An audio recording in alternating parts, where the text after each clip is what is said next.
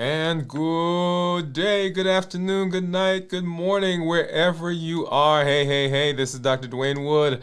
Another 72-hour fast in the books. Another week of making sure that we are righting our metabolism, reversing our diabetes, improving our metabolic health, getting rid of medications, and living a healthy life. Hey, we are in 72 hours. That's right. If you're new to me, I'm Dr. Dwain Woode. That's Wood with an E.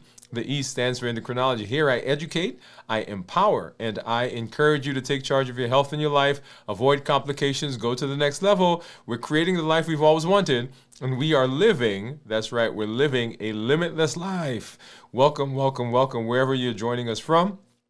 If you're new, go ahead and put new in the comments because we'd love to welcome you with a hand clap and some music. And let you know that I am happy. We are happy that you are here. If you do have questions as we move throughout the episode tonight, go ahead, or this afternoon, go ahead and drop that in the comments and make sure you put a Q in front of that. We've got some good things that we're going to be taking a look at here in just a minute. I've got my monitors off to the side that we'll look at to see what's been going on with my blood sugars. Right below me is my Dexcom Clarity report, which we'll take a look at as we move through the episodes. And you are here.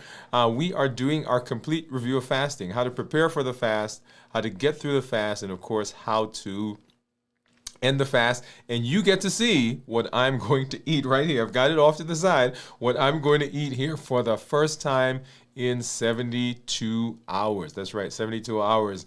We've got some exciting things that are happening. So quick shout out to everybody, wherever you're coming from, whether that's LinkedIn or Twitch or TikTok or Instagram, Facebook, and of course here on YouTube. We welcome you wherever you are from around the world and around the country. I know we've got folks who watch us from New Zealand. We've got South Korea. We've got some folks from London. Of course, here in the United States, across the board, California, Texas, we got Nebraska, we've got Chicago, we've got some folks from Ohio, we've got, of course, here in my state of Alabama, everyone from North Alabama to South Alabama. We got some folks from Tennessee, Georgia, and even going out to Florida and Pennsylvania. And then a quick shout out, a special recognition to our folks who are joining us from Atlanta, Berean, in Atlanta, Georgia. We welcome you to the show. We are so excited that you have joined us, that you are part of our Limitless Living community. Thank you for watching, and thank you for engaging and being a part of this pathway to improve your health. And then our folks from Nashville, from Riverside Chapel in Nashville, Tennessee, and then Louisville, Kentucky, those folks who are from the Magazine Street Temple there in Louisville. We welcome you. And then a special shout out to our accelerator members who are in our community. We are just enjoying the benefits and all of the positive things that you are getting, all of the health benefits that you're getting in your life. This is welcome to everybody. I just want to right now just make a point that we are, y'all, as of this morning, our channel has just achieved a very historic and very important achievement that we now have over 5,000 subscribers that are part of this family. And so my appreciation to everyone out there who has subscribed, those of you who are watching, those of you who have commented, those of you who have come through, those of you who are having benefits in all aspects of your life. We are just excited for that, and it's been fun. This whole road that we've been on. We celebrated our anniversary last month, actually, our 5-year anniversary, and now we are over 5,000 subscribers on the channel. And so that just, for me, is just an affirmation that the stuff that we're doing, the content that we have, the benefits that people are seeing, that everything is resonating, and we are getting, and people are getting benefits. So I thank you for that. Thank you for coming through, and hit the button. If you're passing through right now, go ahead and help the channel a little bit more, and hit that button so that we can continue this trek. I often talk about, and we'll talk about one of the playlists that we have on the channel, on that main page. And when I talk about the channel or that playlist, at the end of that playlist, there is a commitment statement that you sign, you date, you put on your, put it in a frame, put it on your wall, put it in your calendar. And several years ago, there's a commitment statement that I signed, and it's right there. Well, actually, this one right here. And it was my commitment to this space. And so every time I walk into the studio, it's there on the wall. I get to see it. I get to reaffirm that this is what I'm doing. And it helps me actually as I plan. And you guys know that in the fall of the year, at the end of when we celebrate our anniversary each year, at the end of that's the end of November, end of August, I begin planning for the new year. And so part of what I do when I plan, I go back and I look at that commitment statement, I pull it out, and I go back and I review the ideas and the thoughts that I had when we first started to make sure that we are still aligned with what I want and what I said this channel was going to be, and of course what the community is saying that they're interested in and the benefits that they're getting. So once again, thank you all for that. I'm going to play some music. And a hand clap. And so just an affirmation that we could not do this without you, and we thank you for all that you do in the community. All right, let's go ahead and let's take a look at numbers now. And well, actually, let's do that. Let's do this first. I'm going to go and let's go ahead and let's take a look at the channel, because I want to point out to you and you've heard me you've heard me say this before. If you're new, you've not heard it, but this is just a redesign of what's going on the channel, and we've taken most of the things off of the channel now on that main page. And we are now, there are just 2 playlists that you will see when you go to the channel, and they are Start Here. In fact, actually, is that the one? No. That's my other screen. So let's go ahead and change this back to the screen I want you to have, which is this one. There we go. Okay. So right here is the playlist. And in fact, I was talking to someone this morning at a conference, and they said, hey, tell me about your channel. And I sent this playlist. I said, hey, when you go to the channel, that's it right there. So this allows you to walk through the pillars, or walk through the information that we teach, what's the basis of our pathway and the journey that we're on. That Start Here playlist would allow you to do that.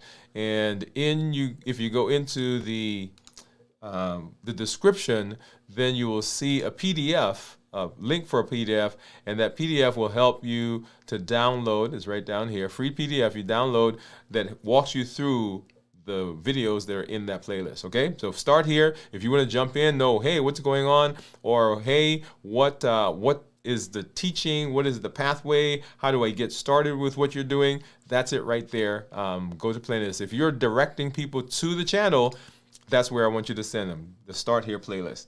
And then if you want to know what's going on this week, what are the conversations we are having this week, all the videos for this week, that is this next playlist, and it says this week's videos.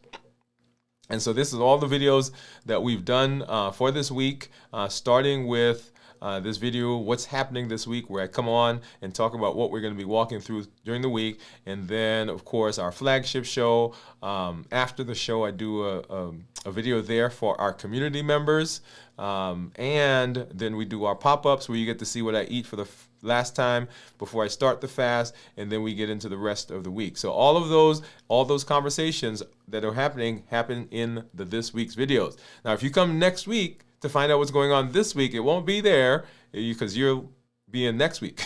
Okay, so that will be this week. All the videos, by the way, are still on the channel, so we've not taken them down.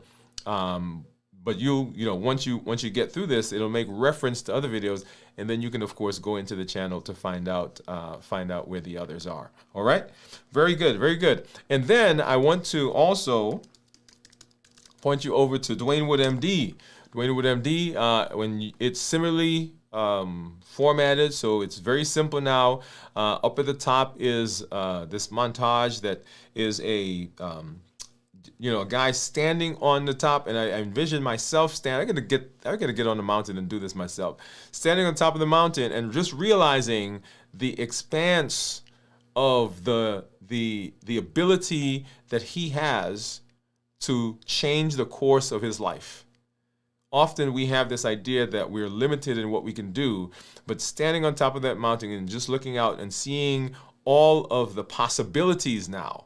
And you'll see it says there, reclaim your rhythm, redefine your life. Welcome to Limitless Living, transforming health, mindset, and identity, one intentional step at a time.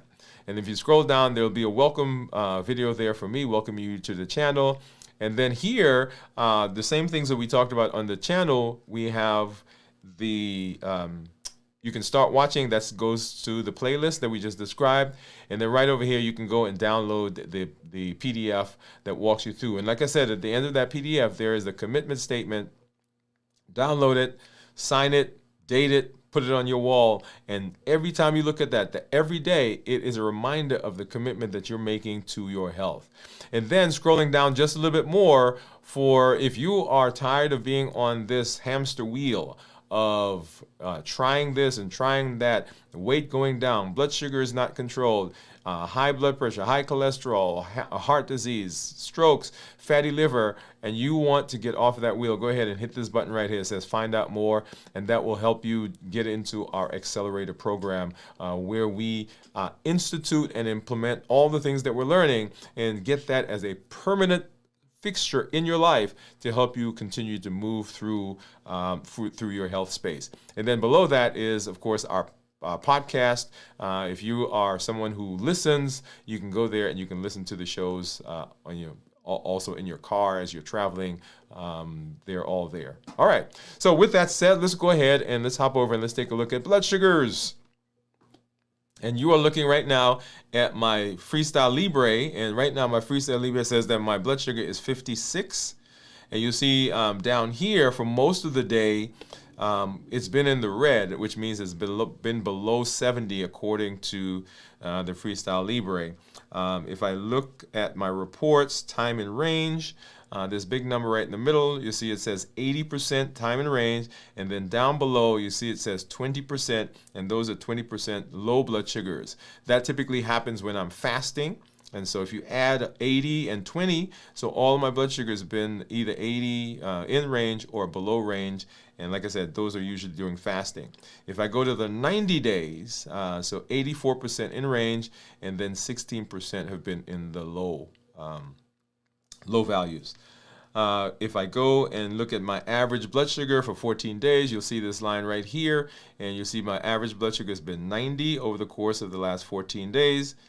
Down here, it breaks it out into different times of the day, ranging anywhere from 85 to 96 is what I see there. And if I change this now to the 90-day, you'll see 88 is my average on this line.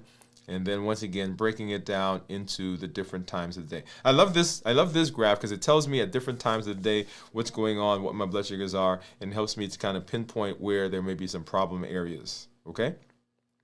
And getting out of that, and then moving over to my Dexcom, and Dexcom right now says that my blood sugar is 84, a little higher than what the Libre says.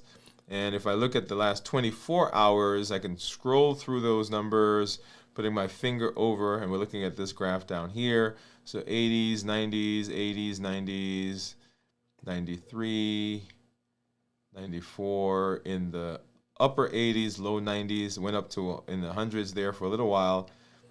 And this morning, not a big toothpaste effect, right? I used a different toothpaste.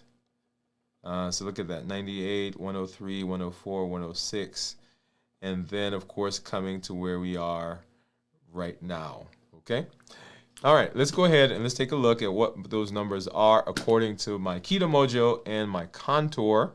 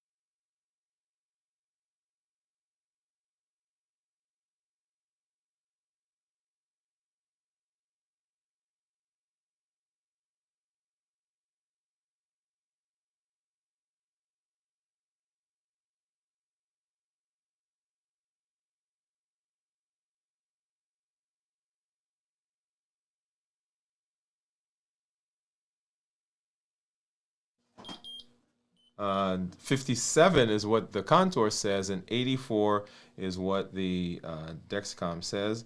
And let's go ahead and get this out. Get this strip in because I don't want to have to stick myself again because so that drop dried like I did the other night. And let's get that going. All right. So ketones. What do you think they're going to be? And 6, 5, 4, 3, 2, 1, and 1.9. 1.9. Okay. Now I'm going to have to, so 1.9 is what my ketones are. Let's go ahead and I'm going to get over to my Keto Mojo and go ahead and pull that in so we can have that conversation.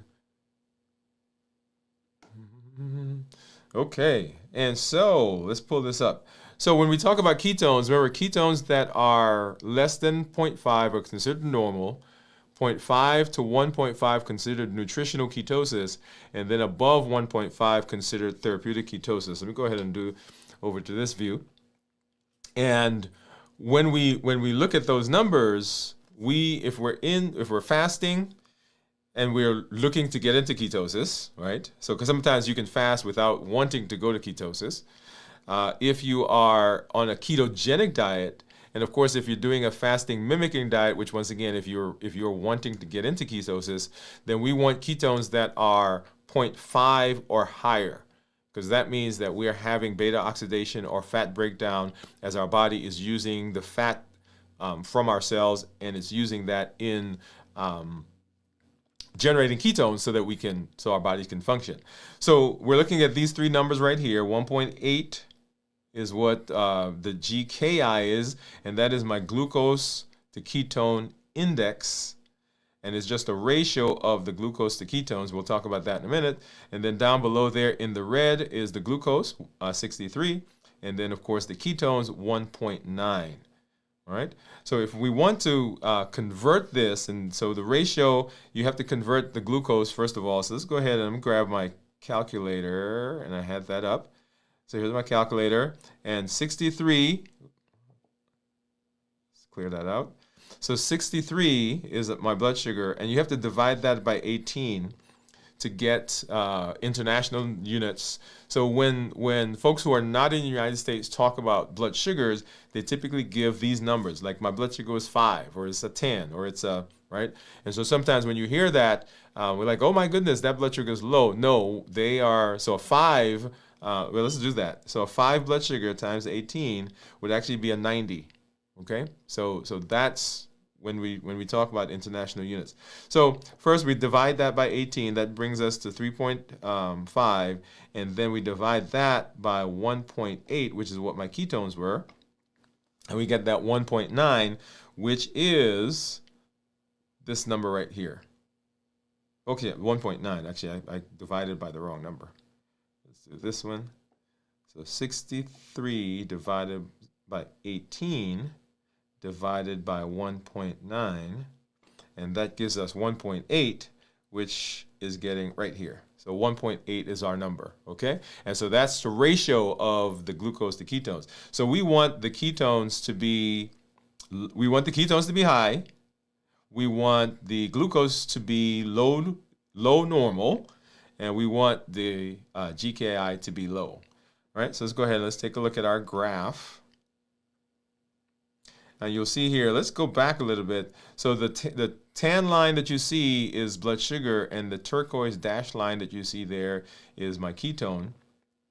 And when blood sugars are high up there, that means that I have a lot of insulin in my body. And if insulin is around, then my ketones are going to be low. Okay, so remember, they go in opposite directions. So when insulin is high, ketone has to go down, and when insulin goes down, then ketones go up. So they can't live in the same space for long.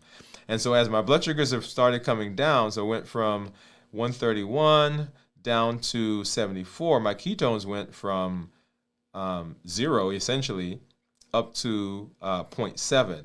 And then looking to see where we are now, let's see, my blood sugar is 63, and of course the ketones are high at 1.9, okay? which is what we want. We want those numbers to reflect what's going on in our body. So now let's go over and let's take a look at the blood sugars, and we're going to start right here. Let's see. Let's go back a little bit. Well, let's do it right here. So my average blood sugar for the last 14 days, 123, according to the keto, according to the Dexcom. I'm in target 98% of the time, target being anywhere from 70 to 180. And then my glucose management indicator is a 6.3. So if I were to get an A1C based on those blood sugars, then I would expect it to be around a 6.3. Okay? If I go to the 90-day average and look at that, so my 90-day average is 116. Time in range is 98. Target being anywhere from 70 to 180. And my glucose management indicator is 6.1. Looking at the daily graphs, and I'm going to go back and start where we started fasting, right in here.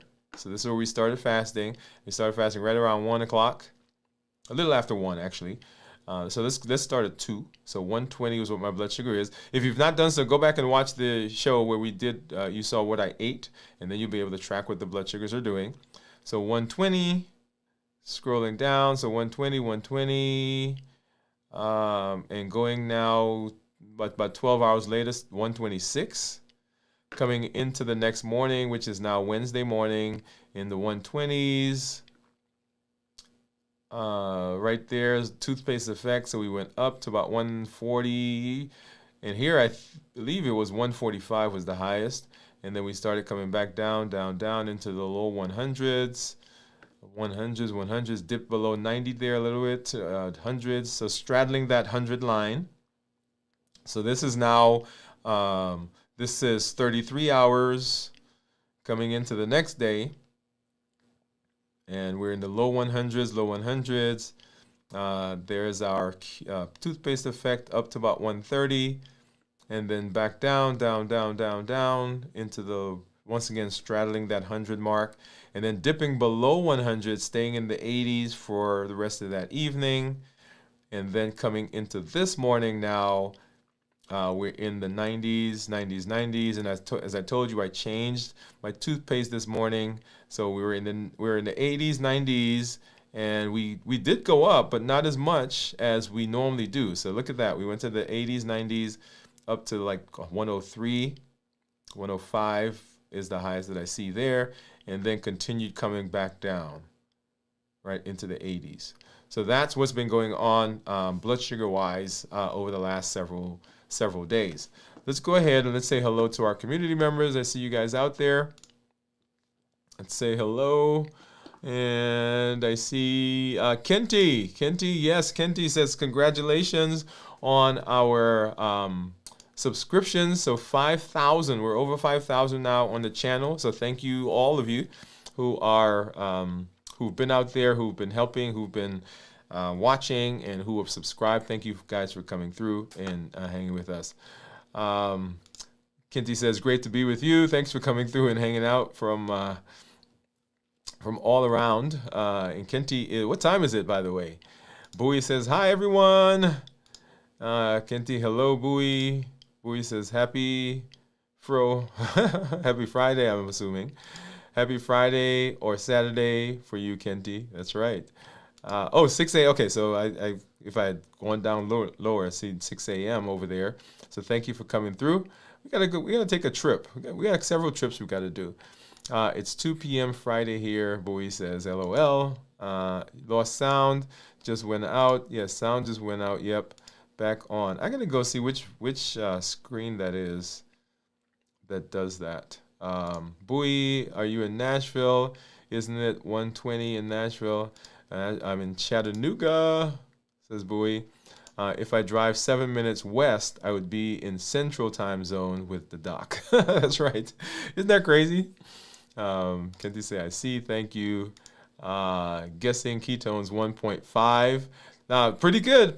That was pretty close. So we were 1.9. Cornelia, what's up? She said, I'm listening while at work. Bowie says, hi, Cornelia. And Kenty's waving. Awesome. All right. Well, good.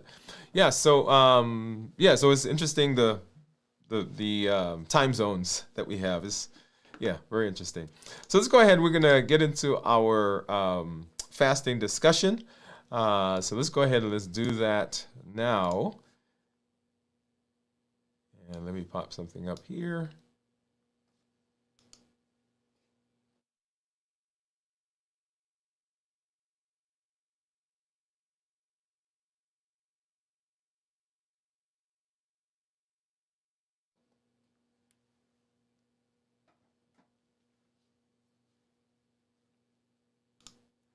All right, so we are talking about fasting. And whenever I have this discussion, and I've had it actually several times over the last several weeks, because we've done several health fairs, and people have stopped me while I was there.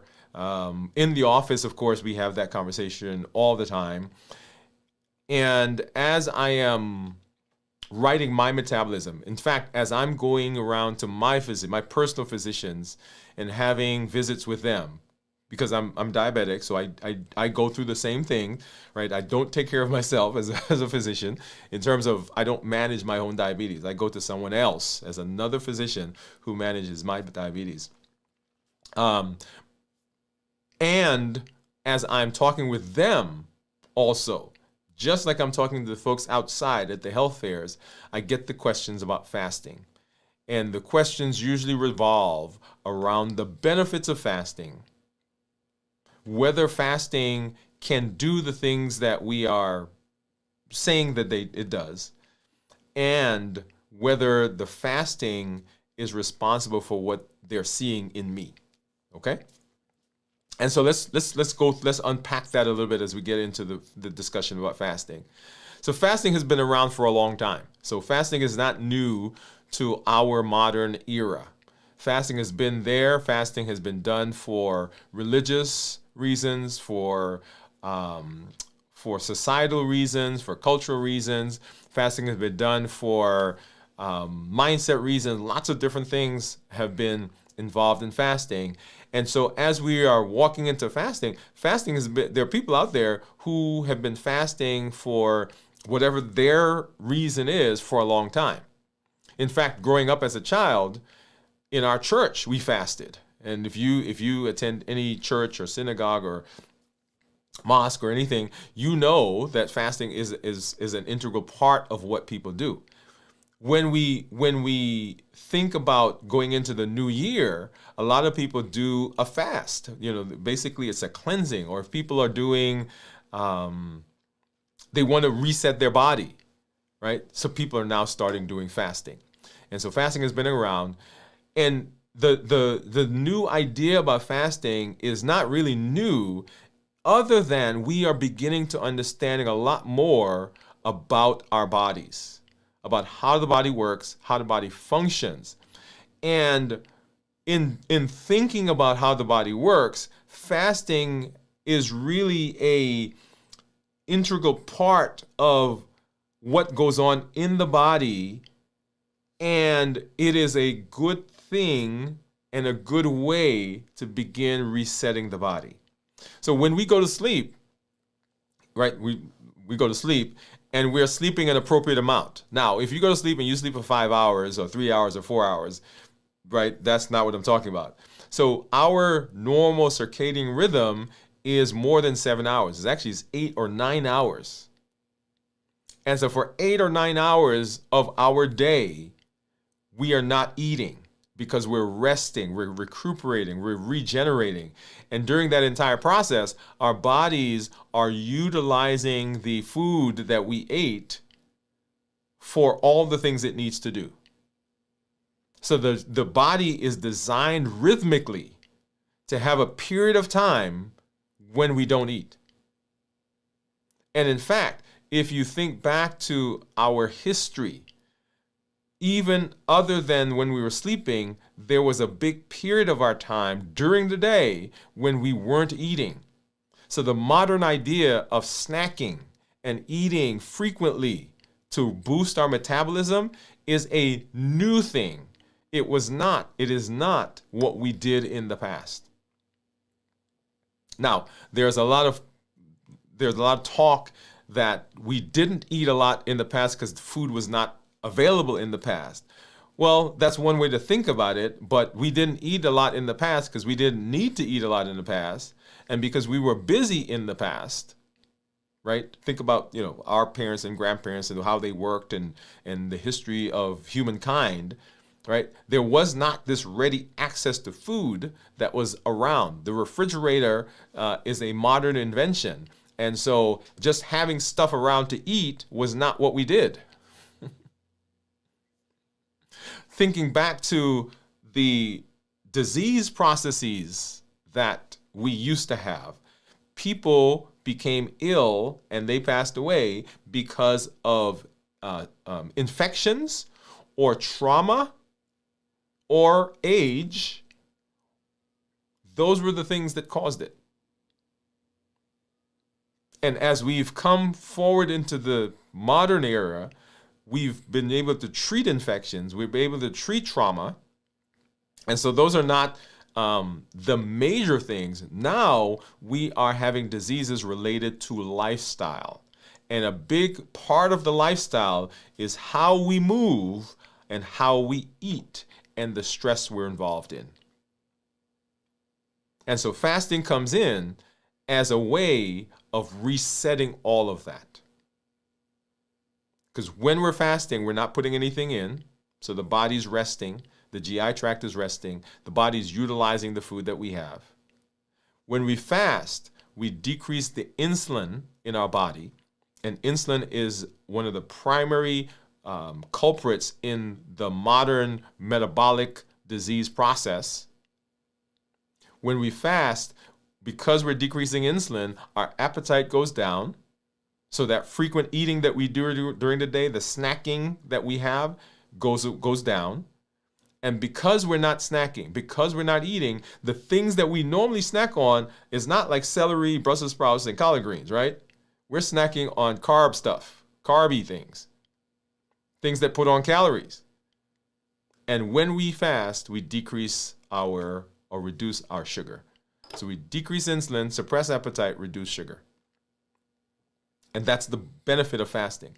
And when we fast, because we're doing those things, our body, by virtue of how it works, this is not like magic, it's not mystical, it's physiologic. Because I'm not fasting, the body has to find energy somewhere because it's used up what I've put in. And now I'm not putting anything else in.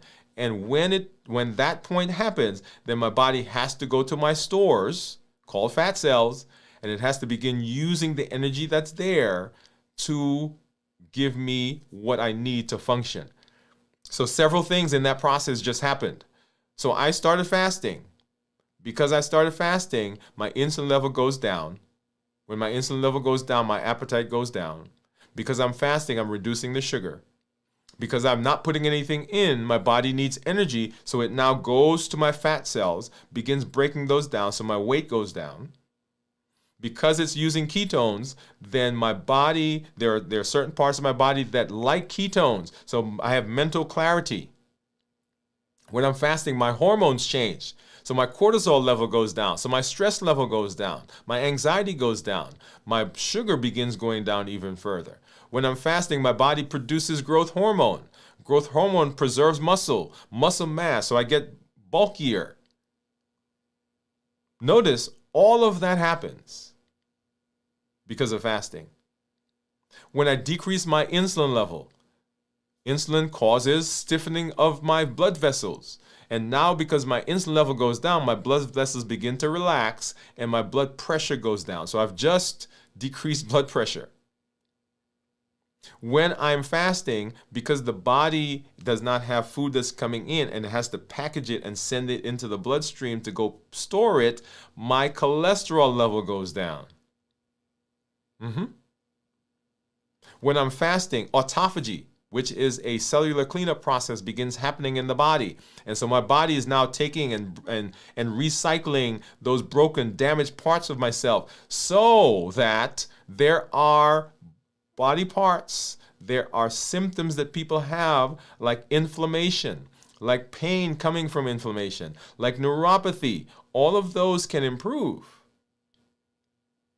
And of course, the thing that everybody is talking about now is the influx, the dementia that we see in lots of our communities, right? So we now know that high blood sugars and high insulin levels and insulin resistance don't just damage nerves in the rest of the body, but the brain is packed full of what? Nerves.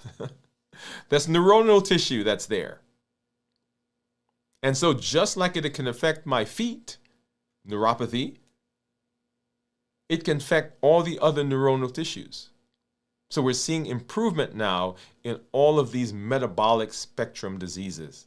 So when I go to my doctor and they check my A1C, and my A1C is now 5.6, when I look at my weight and my weight continues to go down, when I look at my cholesterol now is in the normal range. So you begin to see the domino effect or the cascade effect simply of fasting. And so, as part of our Limitless Living Health Action Plan, fasting is one of those pillars. It's one of the tools that we use for improving our metabolism. And so if we're going to use the tool, we want to know how to use the tool correctly. We want to know what the benefits of the tool are and how to take care of the tool. And so in our fasting review, that's what we're doing. So we're going to talk about how to prepare for the fast, how to get through the fast, and then, of course, how to break the fast. And stick around. You'll get to see what I eat for the first time after 72 hours of fasting. So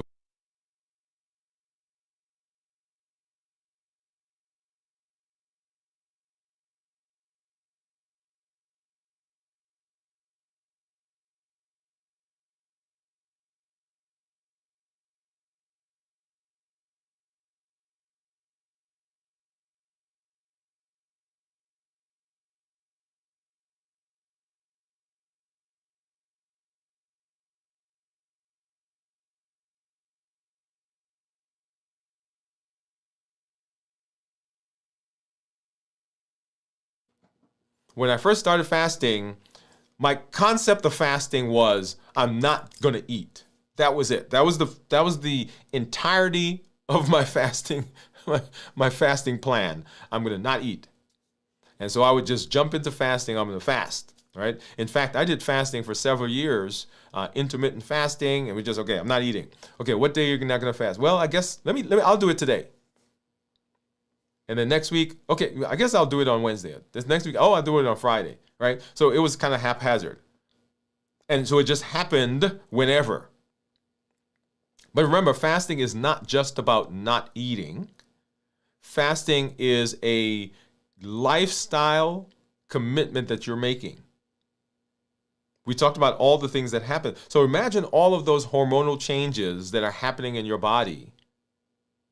And if you're not prepared for them, then they can cause problems downstream. In fact, if you're not mentally prepared for fasting, then fasting becomes an issue. If you're not emotionally or physically prepared for fasting, fasting becomes an issue. If you've not rested well, fasting becomes an issue. So as we prepare for the fast, we want to make sure that we're not just saying, okay, I'm going to fast. I'm just going to pick a day and I'm going to just not eat, because it's not just about not eating. The other thing that I used to do when I first started fasting is I knew I was going to fast. And so I would say, well, I'm not going to eat for the next 16, 18, 24 hours. So what I'm going to do, all the stuff that I would have eaten, I'm either going to eat it, I'll start eating stuff. And then when I finished fasting, because I hadn't eaten for 24 hours or whatever number of hours, then I'd catch up. Right? Not realizing that the things that I did on either end of the fast itself, the things that sandwiched the fast, had a profound effect on the fast. And it had a profound effect on my mentation, my thought process. And so when we are preparing for the fast, a big place that we want to make sure that we're taking care of is we want to take care of the food that we're going to eat before the fast. The food that we eat before the fast should follow our balanced bites ideas.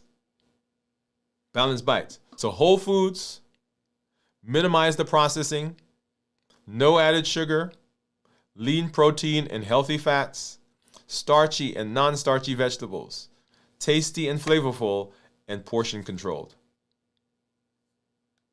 That when we're thinking about the food that we're going to eat before the fast, that's what it should entail. We'll talk about that again, right? So preparing for the fast, we're going to make sure that the food that we're putting in is going to help us through the fast. Because if we come in with high sugars because we ate a lot of carbs, then our body is going to crave sugar. Insulin is going to be up, and all the benefits that we want in fasting is not going to happen. If we're eating healthy fats, lean protein, then those are going to help us maintain satiety as our body is transitioning. Satiety means I'm full, I'm not hungry anymore. I don't have to eat anything else. So as my body's going to be transitioning from burning carbs to burning fat, that's going to help to maintain my satiety. So I won't feel hungry. I won't be pushed to break it because I think I'm hungry. When I eat non-carbs, non-starchy, I said non-carbs, so non-starchy vegetables, because we're leaning more towards those, then my blood sugar doesn't rise as much. My insulin doesn't have to go up as much, and so it's easier for me to get into ketosis. So the food that I eat, that last meal, very important. Getting good rest is important. If I come into the fast and I'm not well rested, when my body's transitioning from the different fuels, from burning carbs to burning fat, that dip that I feel is going to be even more profound. And I'm going to say fasting doesn't work. Well, it's not that fasting doesn't work, but I wasn't well rested coming into the fast. You want to make sure that you are not getting into a highly emotional, highly stressful time. Because guess what stress does? Stress is responsible for raising blood sugar. So if my blood sugar is going up because even though I'm fasting and I'm stressed, my blood sugar is going to go up. When it goes up, insulin is going to come out. When insulin comes out, insulin is going to make me hungry. And it's going to be harder for me to get through the fast. So getting into a fast when it's a stressful time, not a good idea. So if you're moving, right? If you're moving, if you're having a baby, if you are getting married that weekend, if you're having a birthday party for yourself that weekend, or any of those, not a stressful time, not a highly emotional time. Now, can it be done? Yes, but it's difficult. So we want to make sure that we are guarding the fasting time so that we get through it successfully. Making sure that we're prepared socially and relationally. So don't come home one night and say, I decided today I'm going to start fasting. And you get home and the family is getting ready to sit down and they've prepared a big meal and it's your birthday or your anniversary or your mom or dad are visiting or it's whatever. Yeah, right. Socially, you want to prepare for that. Say to your family, hey, I've decided I'm going to start fasting. This is the plan. This is when I'm going to fast. This is how long I'm going to fast. So that everybody's on board. So my team now knows. People who come into the office know. My community knows. My family knows that I fast during a particular period of time. And as much as they can, they try not to tempt me. Now they'll still have stuff around me, right? But they're like, oh, I'm sorry, you're fasting, or whatever it is, right? And it's not a big deal. But they are aware. So when they want to bring stuff, they'll say, oh, I'm going to bring this for you on whatever day, which is not in the fasting time. They know. Don't start fasting at 6 o'clock if your family sits down at 7 o'clock to eat. because automatically there's friction. And the likelihood that that's going to continue is low because your brain does not like friction. And it will make a decision to stop fasting so you can be in community rather than keep fasting and have the friction continue. Yeah? And then mentally, understanding that your fasting is a choice that you're making. It is not punishment. It is not a restriction. It is a tool that I'm using that I am personally deciding this is what I'm going to do. If I'm coming into fasting and I come with that mentality, because the lenses through which I see the world around me affects how I interact with it. Because if I come into fasting begrudgingly and upset that I got to fast, then cortisol levels are up, first of all. Anything that happens in the fast, I'm going to say, well, this is not working, right? So the vision, the lens through which you're seeing fasting is important. Fasting is a tool. Is it the only tool? No, it's not. Are there other tools? Yes, there are. Can you try something else? Yes, you can. You get to make the choice. And then understanding, as we're preparing for the fast, once again, understanding emotionally the things that push me. What are those things in my life that will push my buttons? What do those look like? Habits that I succumb to, emotions, access to food, my environment. What does my environment look like? And the taste that I remember, right? Those things. I tell the story that when I was in New York, right? So I'm from New York, and I would land in New York, and I get out of the airport, and I would start stopping at different places: hot dogs, Chinese food, and pizza.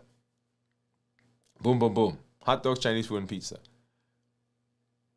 And it was not until I realized that there was a connection between those foods and how I was brought up, because I grew up in New York, and the things that we did, that I was able to now see why those things pushed my buttons. So habits, emotions, access, and the taste of food, those are the things that push our buttons. So understanding that mentally, understanding that emotionally, and putting things in place so that I can deal with them as I get through the fast. Okay? So we're preparing for the fast. Preparing for the fast. How is that? How does that work? That is very important. Because how we prepare for the fast has a profound effect on how we get through the fast, and then, of course, how we are going to break the fast. So preparing, very much important. So let's go ahead. I want to give you some takeaways from this part of the discussion, and they are these. One, preparation is key. Do not negate it. Do not circumvent it. Do not skip it. Preparation is key. You want to prepare mentally. Now, I talked about physically, emotionally, mentally, socially. But the mental part is paramount. How you see the fast, how you interpret the things that push your buttons is very important. Because if you are not careful,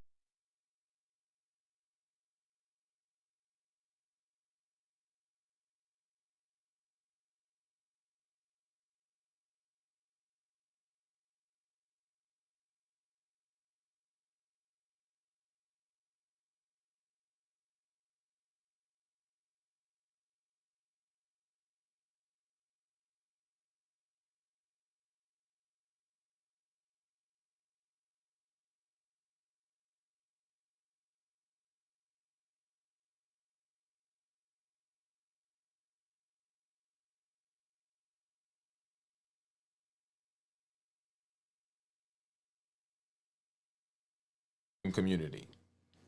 They may be nice people. Nothing against the ice cream folks. I'm an ice cream person. But if I go into a group whose function is to find different flavors of delicious ice cream, guess what? That's not where I need to be. So get into a community that's moving in the direction that you want to go. Okay? So preparing for the fast, very, very important. And then as we continue, so preparing for the fast is important, but so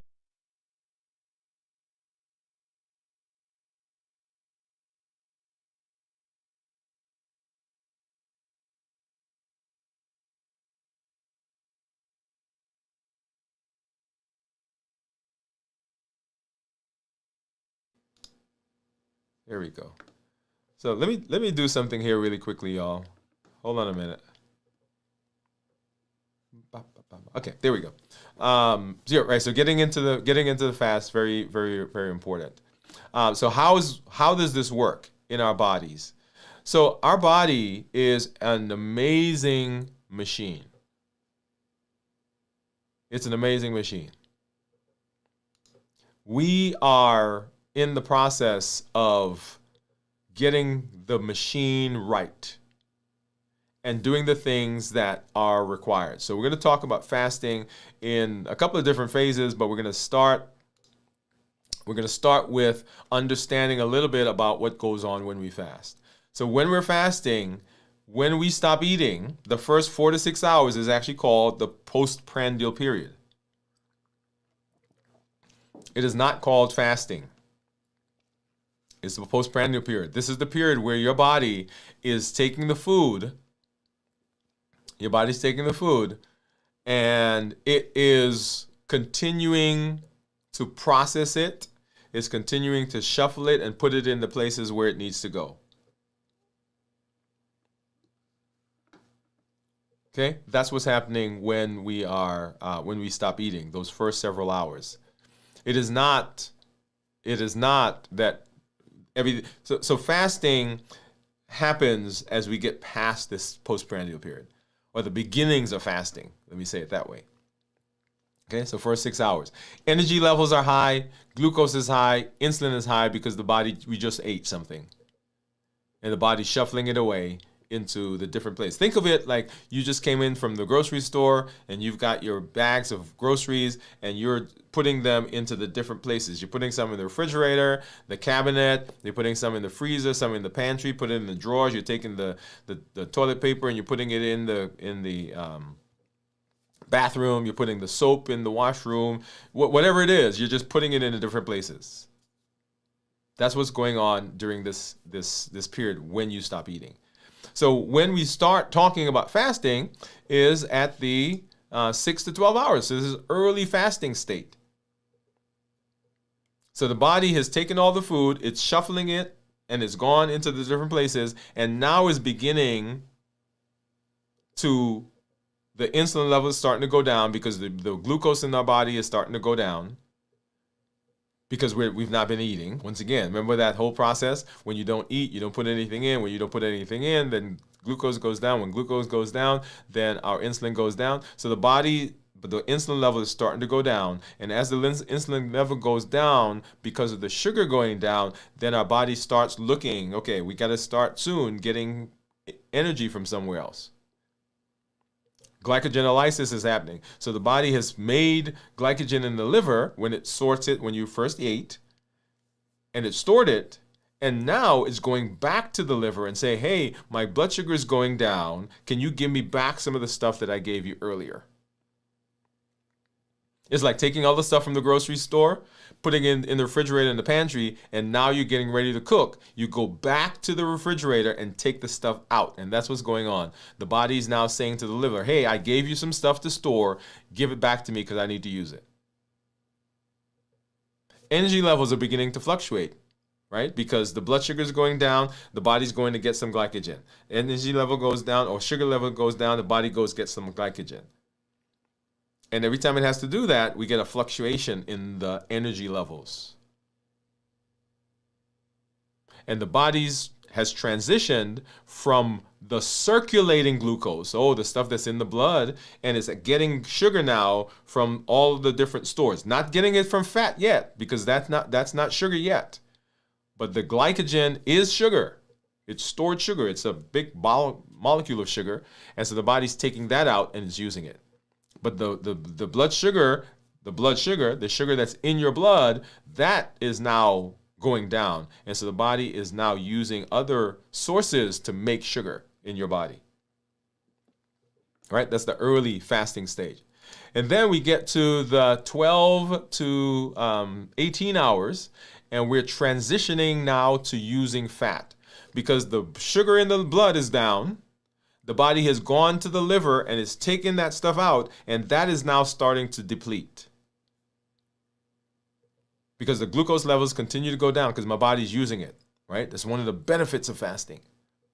The liver starts gluconeogenesis. So now the liver is saying, hey, the glycogen that's in my body, that also is going down. So now let me go find sugar from somewhere else. Let me go find energy from somewhere else.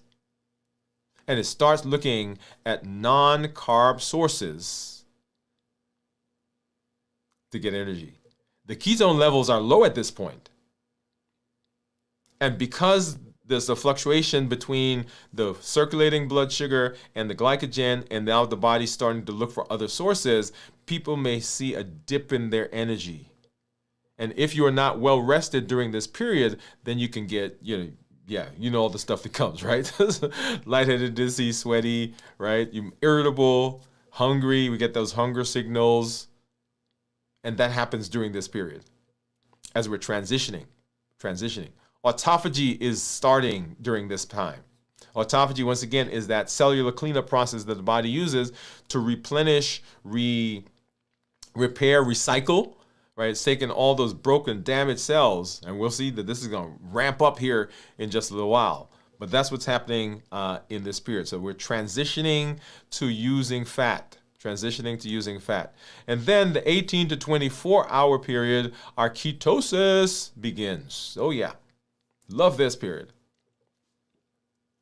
So glycogen stores are nearing depletion. The liver now says, hey, fat cells, give me some stuff. And so ketones are starting to come out because the fat cells are giving up their fat. The body's breaking the fat into free fatty acids and glycerol.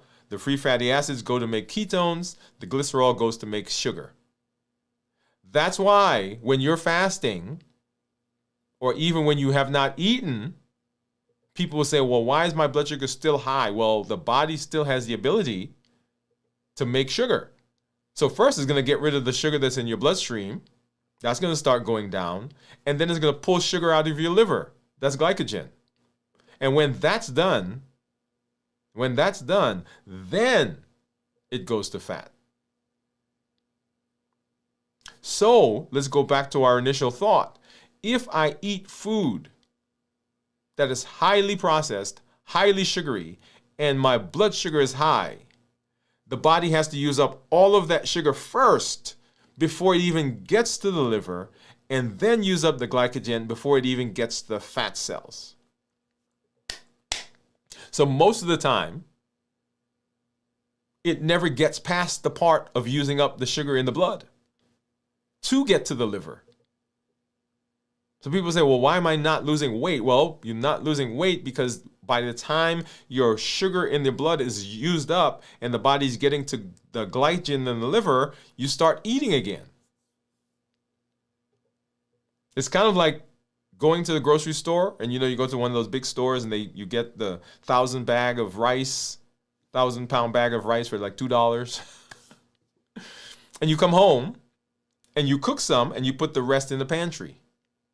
Well, you don't go back to the store, well, unless they have a big sale. You don't go back to the store to buy more until the stuff in the pantry is done.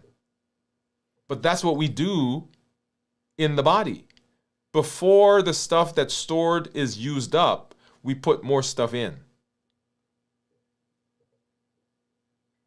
And during this process, as ketosis is happening, the body's ramping up the burning of ketones. But we can delay that, we can blunt it, we can circumvent it sometimes. Because if you say you ate, I don't know, pick something crazy. You ate chocolate cake and drank a milkshake, and your blood sugars are 200, and you say, I'm going to fast. Well, you fast for 12 hours. Okay, I'm not going to eat for the next 12 hours. Well, at 12 hours, guess what? Maybe the blood sugar is lower because the body still has to process it. Or maybe it's not. And in most cases, at 12 hours, if you just ate, unless you're treating it with something, then the blood sugar is still high. And I'm talking specifically now for my diabetics. And so then it has to go to the liver. For my non-diabetics, I want you to imagine this that's going on in your body as well. So that blood sugar, the cake and the milkshake may not cause your blood sugar to go high, but it produces a lot of insulin in your body so that the body keeps the blood sugar normal. Let me say that again. If you ate a cracker, the body makes a certain amount of insulin. If you eat chocolate cake, the body makes a certain amount of insulin. The amount of insulin it makes for the cracker is much lower than the amount of insulin it makes for the chocolate cake. Both of them still have normal blood sugars, but the amount of insulin that's in your body is so much more for the chocolate cake that also that process begins to blunt the transition into ketosis. So just because your blood sugar is normal doesn't mean that the body is going into ketosis if the insulin level is high. So for my people who have prediabetes, people who have metabolic syndrome, people who have high blood pressure, high cholesterol, fatty liver, all of those people that are leading up to diabetes, just because your blood sugar is normal doesn't mean that everything in your body is normal. So when you say, hey, you're not diabetic, you're not even pre-diabetic, your A1C is good, that's great because the body is doing a great job of doing it. But that does not mean that there's not stuff going on underneath that's leading to problems.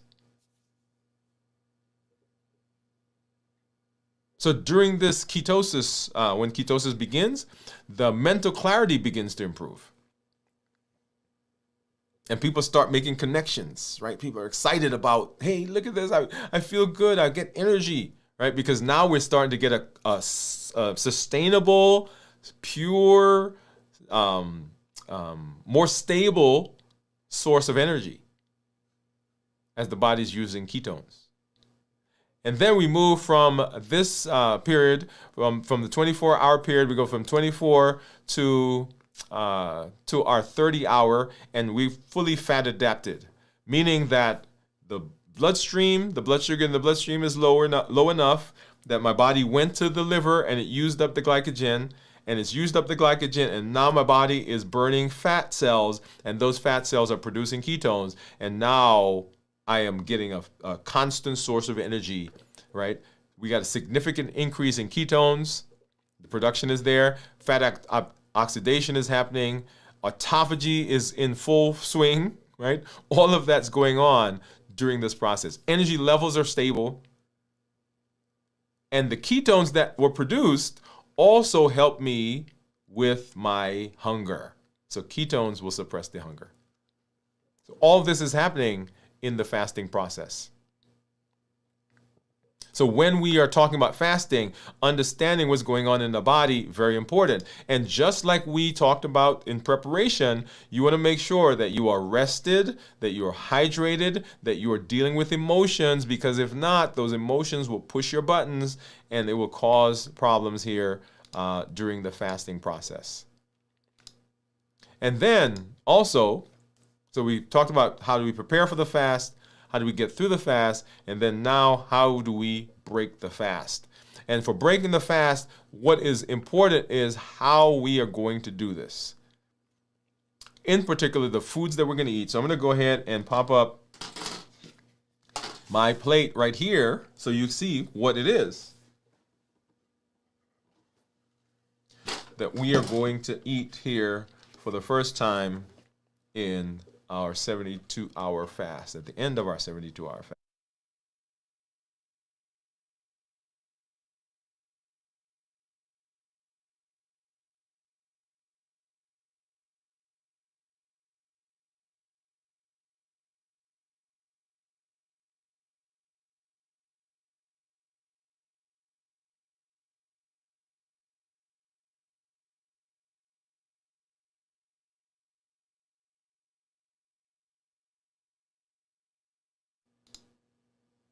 Okay, I see now why yeah. Let's talk about what the food is that we are eating.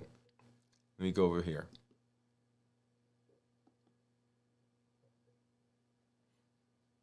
All right. So get rid of that one. And so let's talk about what the food is that we are going to be thinking about as we are fasting. And the food that we're going to eat goes back to our idea of balanced bites. Now, here's the key. The things that we eat to come into the fast and the way we think about food should be the same way we think about food as we get out of the fast. They're the same. In fact, the things that we think about eating when we are not in a fast, in our eating window, are balanced bites. So balanced bites is not this is my pre-fast meal or this is my post-fast meal. Balanced bites is just your meal. It's the way you think about food. It's the way you think about food. So let's walk through balanced bites together as we look at, right? So remember, whole foods, minimize processing, no added sugar, lean protein and healthy fats, starchy, non-starchy vegetables, tasty and flavorful, and then portion controlled, okay? So let's go back and let's take a look at the plate. And so for this, let's go through. So whole foods. And everything here is whole foods. The cheese is not whole foods. The tofu, not whole foods, right? So everything else on the plate would be considered whole foods. And of course, the dressing that I'm going to put on it here in just a minute, not whole foods. Minimize processing. Once again, those same things, the cheese, the tofu, and the salad dressing, right, would be not processed or would be processed. Lean protein, healthy fats. So under here, we have some black beans, and you can't really see much of that. So black beans right there. I've got avocados, healthy fats. I've got protein in the tofu, which is lean. So those are the protein things that I have. Starchy, non-starchy vegetables.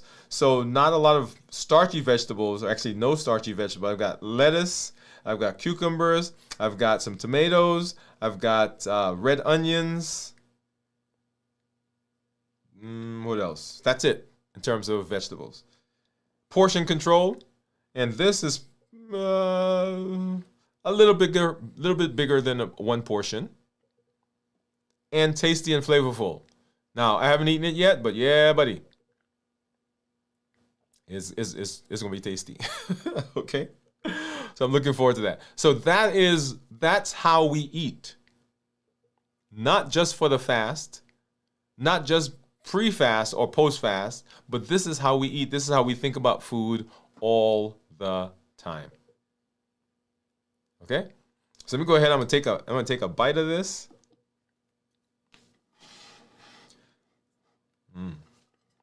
Well, let's go back here.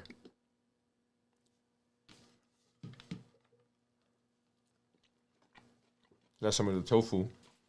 My wife made that, by the way. You need to go ahead and do a hand clap. Woo!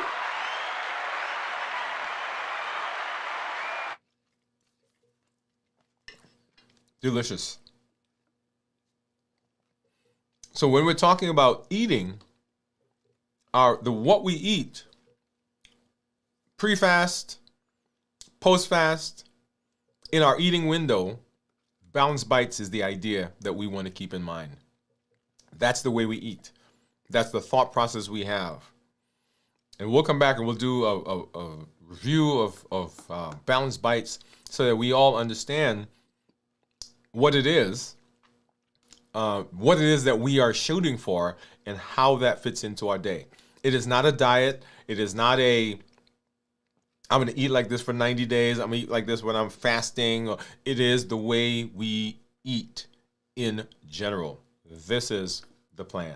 And so that's how we break the fast when we are eating, we want to make sure that we are eating things that are in keeping with our fasting process.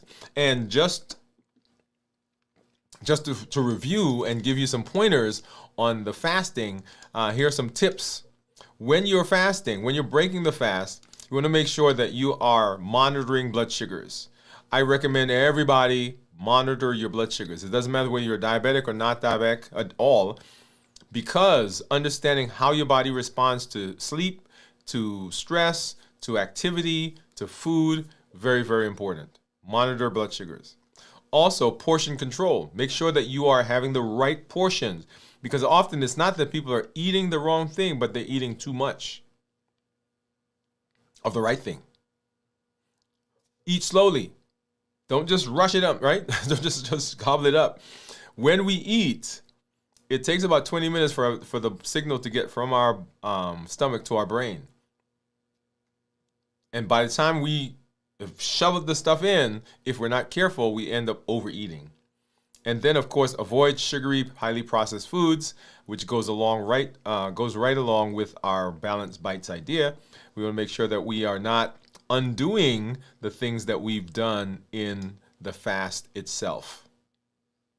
And that is how we prepare, how do we get through, and how do we break our fast. That is very, very important. And we want to make sure that we are doing that, make sure that we understand what's going on so that we can have the best possibility of success with fasting. If you're going to use a tool, and fasting is a tool, if we're going to use a tool, we want to make sure that we're using the tool as best as possible so we can get the best benefit. And fasting is one of the tools that is in our health action plan. It is one of those things that's there to help push us forward into improving our metabolism. So make sure that you understand it. Make sure that you are doing the best job possible of utilizing this tool for your health. Okay? Awesome. Love it.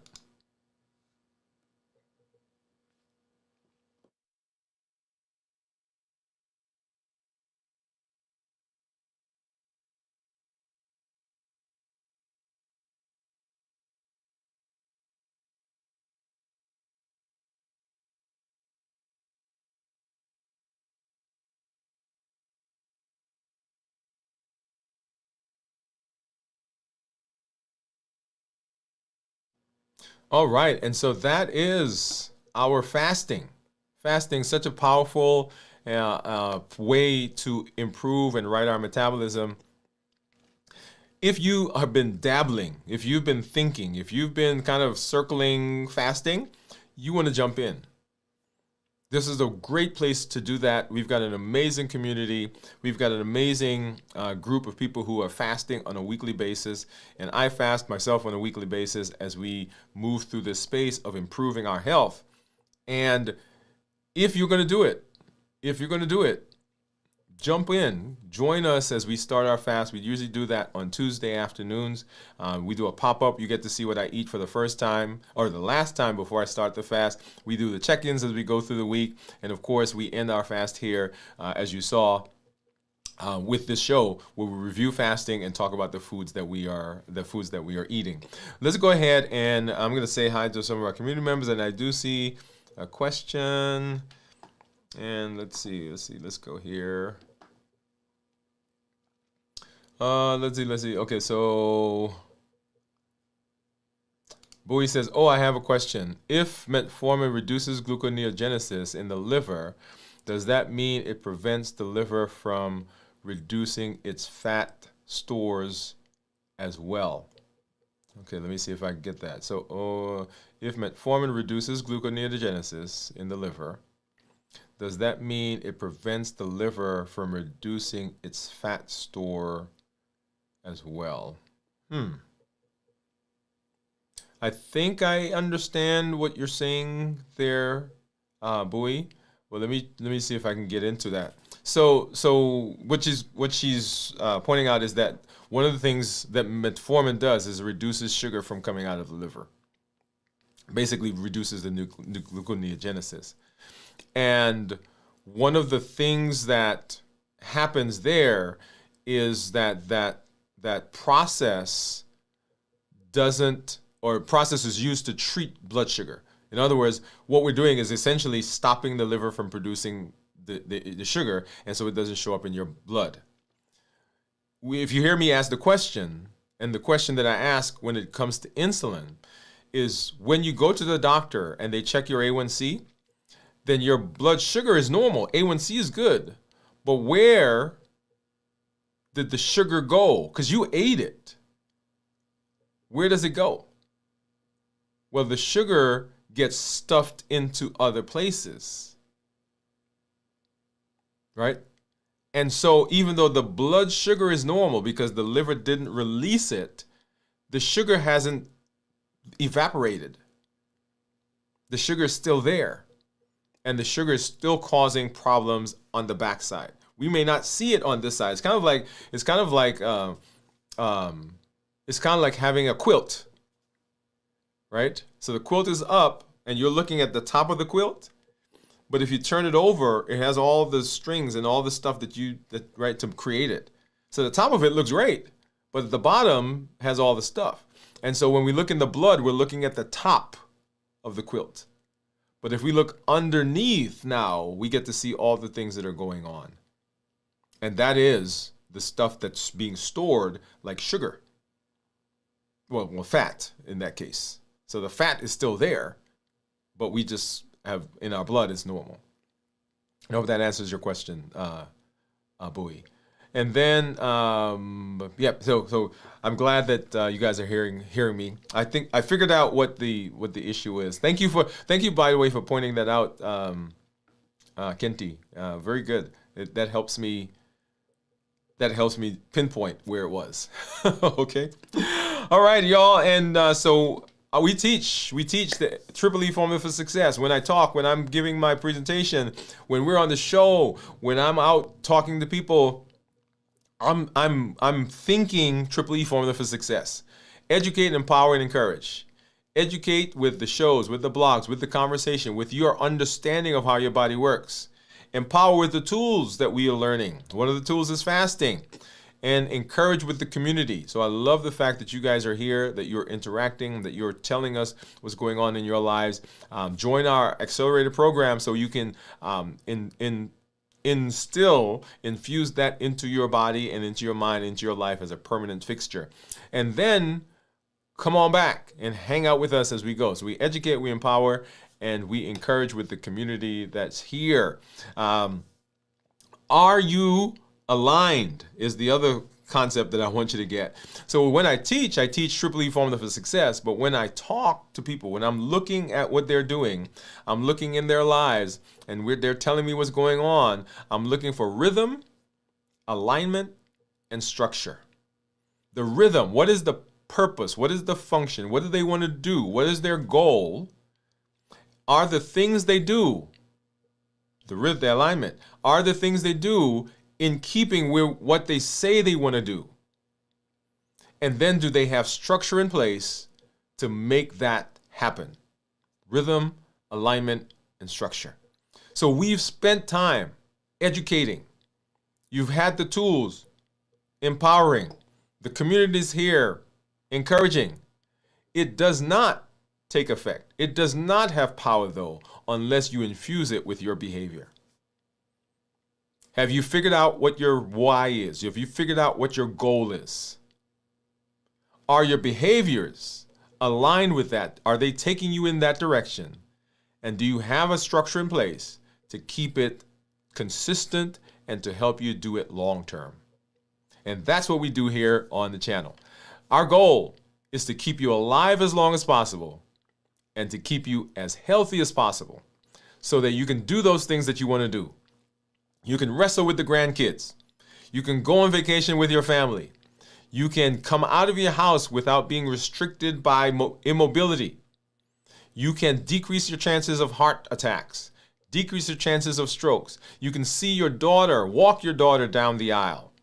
You can teach the grandkids how to fish and how to whittle, how to carve, how to paint, how to sing, how to play an instrument, whatever it is.